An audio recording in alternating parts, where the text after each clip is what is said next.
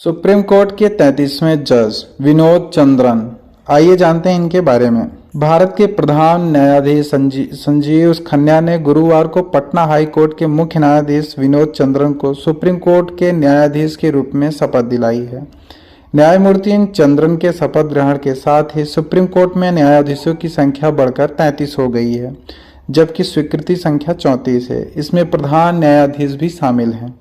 कौन है विनोद चंद्रन? न्यायमूर्ति विनोद ने Kerala law academy law of college Thiruvananthapuram से कानून में स्नातक की उपाधि ली और वर्ष 1991 में परवूर के अपनी प्रैक्टिस शुरू की और बाद में केरल हाई कोर्ट में उन्होंने विस्तार किया। अपनी प्रैक्टिस के दौरान उन्होंने 2007 से 2011 तक केरल सरकार के विशेष सरकारी वकील के रूप में भी कार्य किया। 8 नवंबर 2011 को केरल हाई कोर्ट में अतिरिक्त न्यायाधीश के रूप में पदोन्नति दिया गया और 24 जून 2013 को अस्थायी कर दिया गया। इन्हें 29 मार्च 2023 को पटना हाई कोर्ट का मुख्य न्यायाधीश भी नियुक्त किया गया। वे 44वें न्यायाधीश थे। केंद्र ने 13 जनवरी को सर्वोच्च न्यायालय के कॉलेजियम के उस प्रस्ताव को मंजूरी दे दी जिसमें न्यायमूर्ति चंद्रन को सर्वोच्च न्यायालय का न्यायाधीश बनाने की सिफारिश की गई थी। प्रधान न्यायाधीश संजीव खन्ना की अगुवाई में 5 न्यायाधीशों के कॉलेजियम ने जनवरी को हुई बैठक में न्यायमूर्ति चंद्रन के नाम की सिफारिश की, जिन्हें 8 नवंबर 2011 को केरल हाई कोर्ट का न्यायाधीश नियुक्त किया गया था। न्यायमूर्ति चंद्रन को 29 मार्च 2023 को पटना का मुख्य न्यायाधीश भी नियुक्त किया गया था।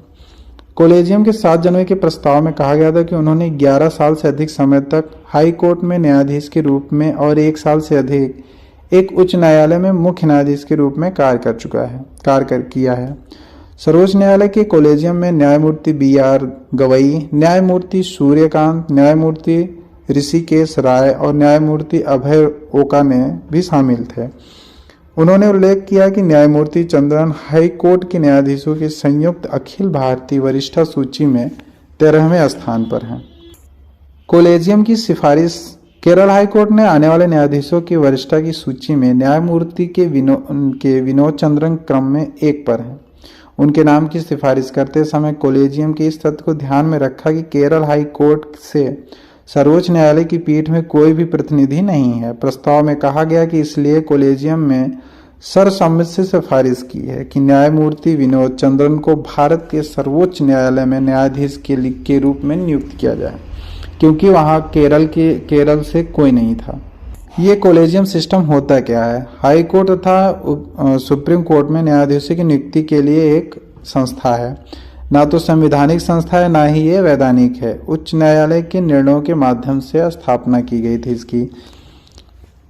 सुप्रीम कोर्ट में न्यायाधीशों की नियुक्ति और अन्य जजों की नियुक्ति भारत के राष्ट्रपति द्वारा की जाती है। मुख्य न्यायाधीश की नियुक्ति से संबंधित कई विवादों के बाद अब मुख्य न्यायाधीश की नियुक्ति वरिष्ठता के आधार पर होती है। सुप्रीम कोर्ट में अन्य न्यायाधीश की नियुक्ति भी मुख्य न्यायाधीश और उच्चतम न्यायालय के 4 अन्य वरिष्ठ जजों के परामर्श के बाद ही राष्ट्रपति की परामर्श के साथ ही किया जाता है। यदि 5 में से 2 न्यायाधीश किसी व्यक्ति की नियुक्ति पर विरोध करें तो उसके नाम की सिफारिश राष्ट्रपति को नहीं भेजी जाती है। सभी न्यायालयों की सलाह लिखित रूप से होनी चाहिए, मौखिक नहीं। सबसे ज्यादा इम्पोर्टेंट है। कॉलेजियम सिस्टम से ही भारत में जजों की नियुक्ति की जाती है और उन्हें सर्वोच्च पद दिया जाता है। केरल के इन न्यायाधीश को अभी 33वां न्यायाधीश बनाया गया है सुप्रीम कोर्ट का।